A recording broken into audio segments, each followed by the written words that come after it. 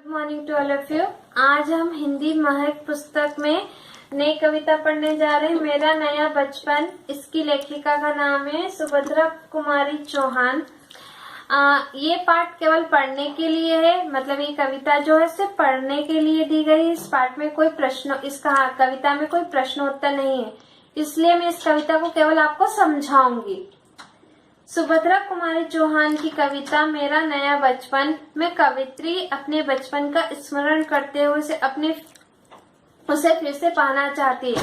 इस कविता में कवित्री ने अपने बचपन को दोबारा याद किया है।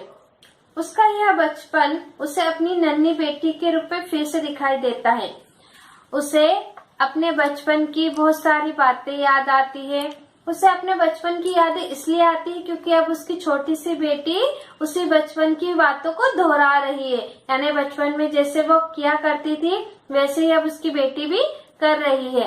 इसलिए वो कह रही है कि मेरा बचपन वापिस से मेरी बेटी के रूप में लौट आया है। अब मैं इसे फिर से खुलकर जीऊंगी। अपनी बेटी के बचपन को ही उन्होंने अपना नया बचपन कहा है। अपनी बेटी की शरारतों को, उसकी बातों को उन्होंने कहा है कि अब मेरा नया बचपन फिर से आ गया है, मतलब मेरी बेटी के रूप में ही मेरा बचपन लौट आया है। मैं इसके साथ ही वापस से अपने बचपन को जीऊंगी। बार बार आती है मुझको मधुर याद बचपन तेरी। कवित्री कह रही है कि बार बार मुझे मेरे बचपन की मीठी यादें याद आती कि बचपन में मैं क्या करती थी, बचपन में मेरे माता पिता मुझे कैसे खिलाते थे, मुझे कितना लाड करते थे, जब मैं कोई शरारत करती थी तो मुझे कैसे समझाते थे। तो वो कह रही है कि मुझे बार बार अपने बचपन की कुछ बातें याद आती हैं। गया ले गया तू जीवन की सबसे मस्त खुशी मेरी।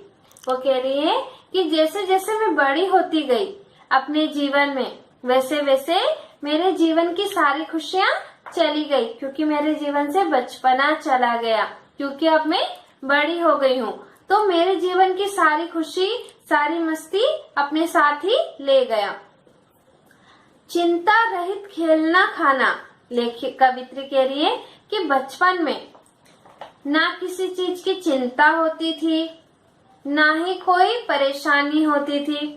बिना किसी परेशानी के, बिना किसी चिंता के आराम से खेलना, खाना, कूदना, हंसते रहना, मुस्कुराते रहना, वह फिरना निर्भय स्वच्छंद और बिना किसी डर के आजादी से खेलना।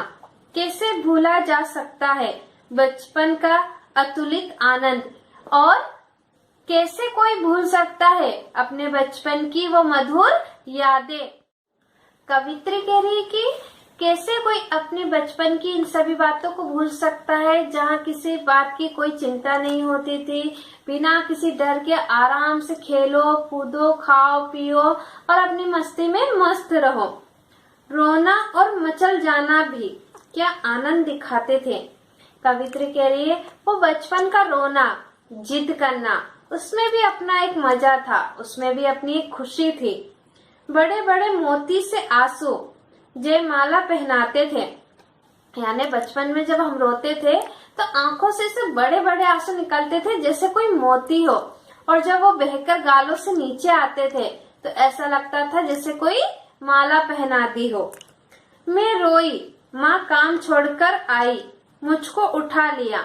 कवित्री कह रही है कि जब बचपन में मैं रोया करती थी, जैसे मेरे रोने की आवाज सुनती थी, मेरी माँ अपना सारा काम धाम छोड़कर मेरे पास आ जाती थी और मुझे अपनी गोदी में उठा लेती थी।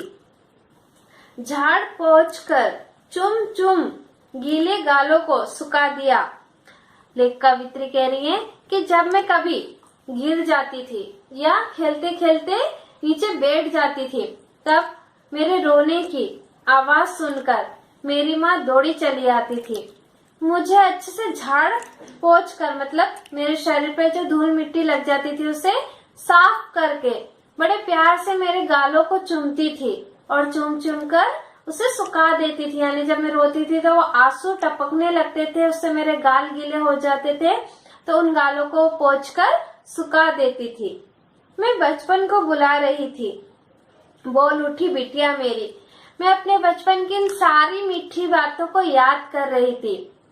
कह रही थी कि काश मैं अपने बचपन के पलों को फिर से जी लूं।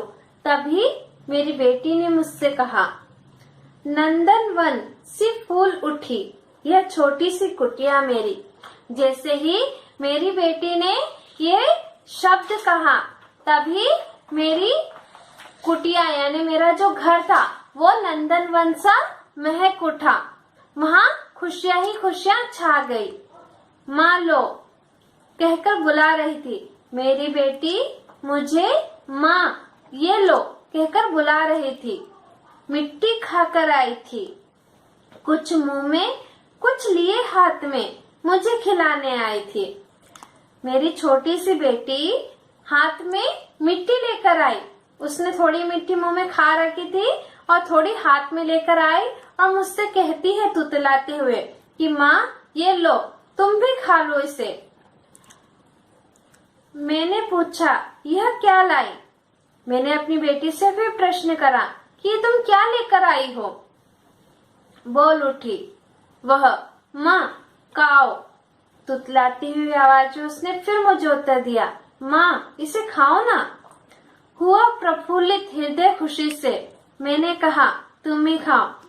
जब उसने मुझसे इतने प्यार से तुतलाते हुए कहा कि माँ इसे खा लो, तब मेरा मन खुशी से प्रसन्न हो गया। मेरा मन खुशी से झूम उठा और मैंने उसे कहा कि तुम ही खा लो, जानते हुए भी कि ये मिट्टी है, इसे खाना सेहत के लिए खराब है, लेकिन फिर भी उन्होंने अपनी बेटी को ही खाने दिया क्योंकि उसकी नासमझी नादानी पर उन्हें बहुत ही प्यार आया। जिस प्यार से वे अपनी माँ से कहती कि आप भी खा लो, क्योंकि उनकी बेटी को नहीं पता कि ये क्या चीज है।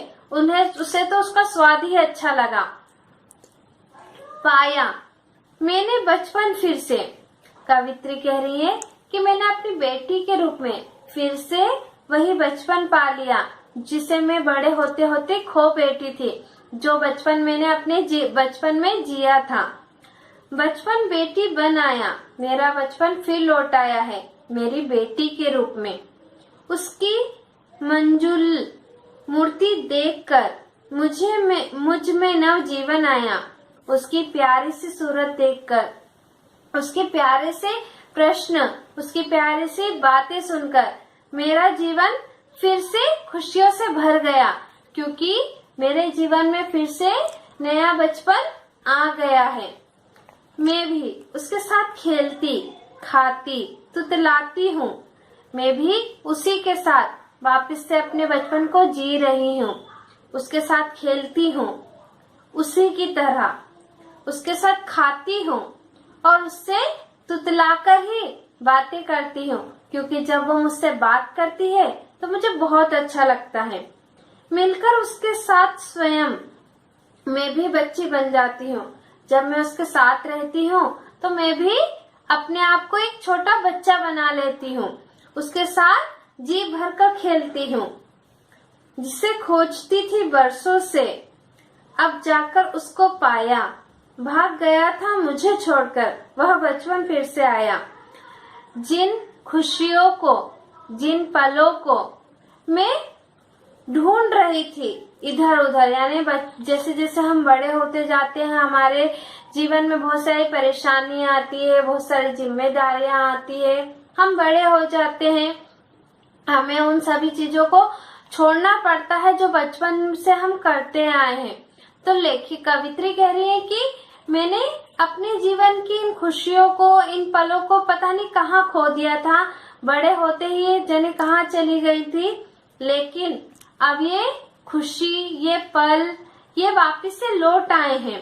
भाग गया था मुझे छोड़कर, जैसे ही मैं बड़ी हुई, जिम्मेदारियां आ गई मेरे ऊपर, तो ये बचपन पता नहीं कहाँ चला गया था, लेकिन ये फिर से लौट आया है मेरी बेटी के रूप में।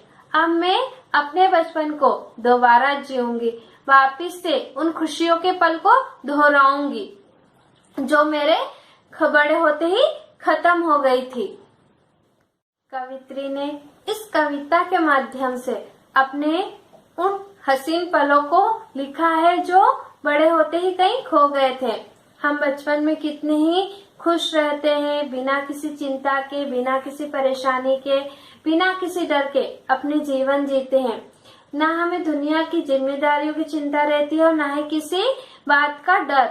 हम जो चाहे हम वो करते हैं, लेकिन बड़े होने के साथ साथ हमारा बचपन कहीं खो जाता है। हमारी नादानियां पता नहीं कहाँ गुम हो जाती है। हमें समझदार बनना पड़ता है। तब कवित्री कहती है कि हमारे बच्चों के रूप में हमारा बचपन फिर से लौट आता है। हम उन्हीं के बचपन में अपने बचपन को दोबारा जीते हैं, जिस प्रकार कवित्री ने अपनी बेटी के बचपन को जिया। उसकी मिट्टी खाने की एक आदत को उन्होंने खुश होकर अनुभव किया कि जब मैं छोटी थी तब मैं भी मिट्टी खाती थी, तब मेरी माँ ने मुझे डांटा नहीं था, मुझे प्यार से बहलाया था। उस प्रकार जब उनकी बेटी उन्हें मिट्टी खाने के लिए कहती है तो वो खुशी से झूम उठती है, क्योंकि वही पल वे वापस से जी रही है। तब वे बड़े प्यार से अपनी बेटी को कहती हैं कि इसे तुम ही खा लो, मुझे नहीं खाना। जब वो गिर जाती है तो उसे प्यार से आकर उठाती है, पुचकारती है और प्यार से गले लगा लेती है, जिस प्रकार उनकी माँ उन्हें लगाया करती थी। इन्हीं पलों को वह जीकर बहुत ही खुश होती हैं। इसलिए हम भले ही कितने बड़े क्यों ना हो जाए, हमें अपने बचपन को कभी नहीं खोना चाहिए, क्योंकि इन बचपन की बातों में ही हमारी खुशियाँ छिपी रहती हैं। इस कविता में अपने बचपन की बातों को ही बताया गया है कि हम बचपन में जिस प्रकार खुश हुआ करते थे, हमें वैसे ही खुश रहना चाहिए।